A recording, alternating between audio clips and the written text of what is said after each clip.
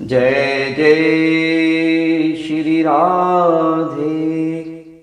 आपका स्वागत है हमारे चैनल मंगल ज्ञान दर्पण में। साथियों, आज हम आपको गौवत्स द्वादशी की कथा सुनाएंगे और मुझे उम्मीद है कि आप सभी लोगों को मेरी ये कथा जरूर पसंद आएगी।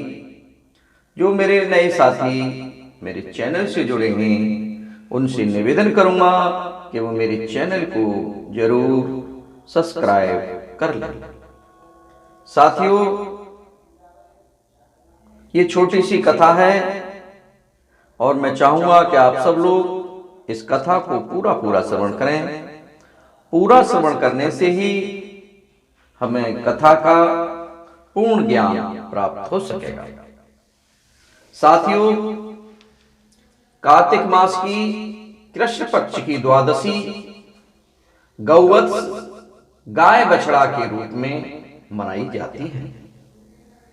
इस दिन गाय और बछड़े को पूजने का विधान है और पूजन के बाद उन्हें गाय और बछड़े को गेहूं से बने पदार्थ खाने को देने चाहिए।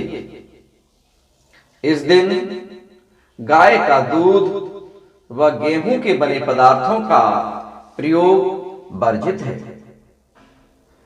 कटे फल का सेवन नहीं करना चाहिए। गौवत्स की कहानी सुनकर ब्राह्मणों को फल दान देना चाहिए। अब हम आपको गौवत्स की कथा सुनाते हैं। साथियों, बहुत समय पहले सुवर्णपुर नगर में देवदानी राजा का राज्य था। राजा के दो रानियां थीं। एक रानी का नाम सीता और दूसरी रानी का नाम गीता था। राजा ने एक भैंस तथा एक गाय बछड़ा पाल रखा था। राजा की एक रानी सीता भैंस की देखभाल करती थी तथा दूसरी रानी गीता गाय बछड़े की देखभाल करती थी। गीता बछड़े पर पुत्र के समान प्यार और रस बरसाती थी। एक दिन भैंस ने देखा कि ये रानी तो इस बछड़े पे ही अपना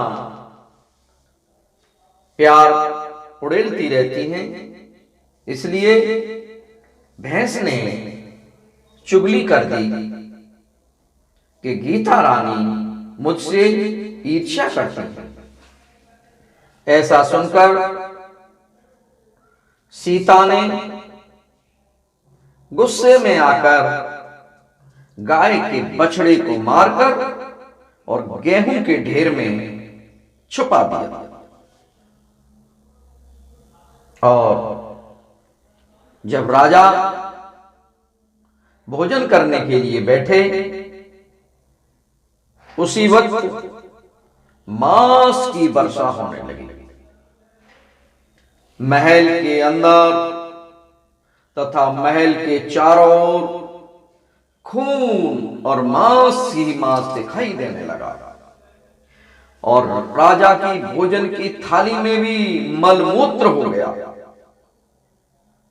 राजा ये सब देख करके घबरा गया और परेशान हो गया। राजा की समझ में कुछ नहीं आया। उन्हें कि ये क्या हुआ भगवान, ये क्या हुआ, मैंने कैसे क्या गलती कर दी, उसके कारण ये सब हो रहा है। प्रभु मुझे माफ कर दो, मुझे माफ कर दो प्रभु, मैंने ऐसी क्या गलती कर दी। उसी वक्त आकाशवाणी होती है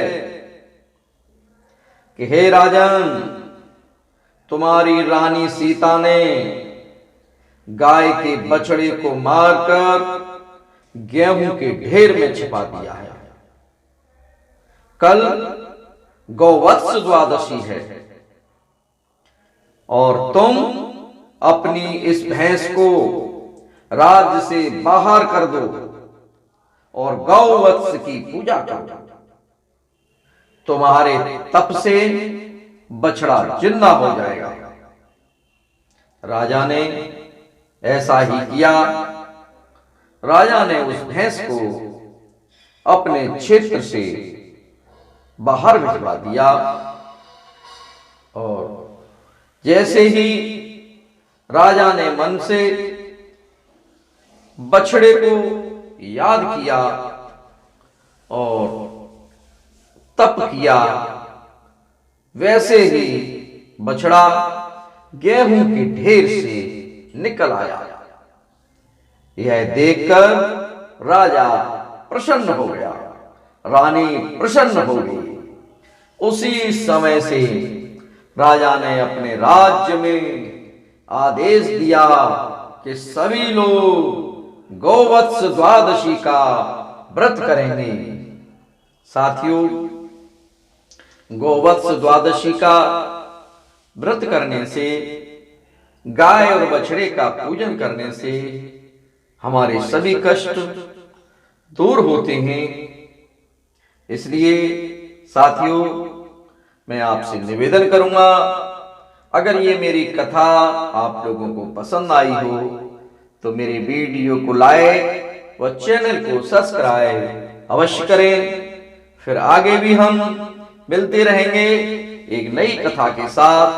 तब तक आप सब लोगों को बहुत बहुत धन्यवाद। जय जय श्री राधे श्याम।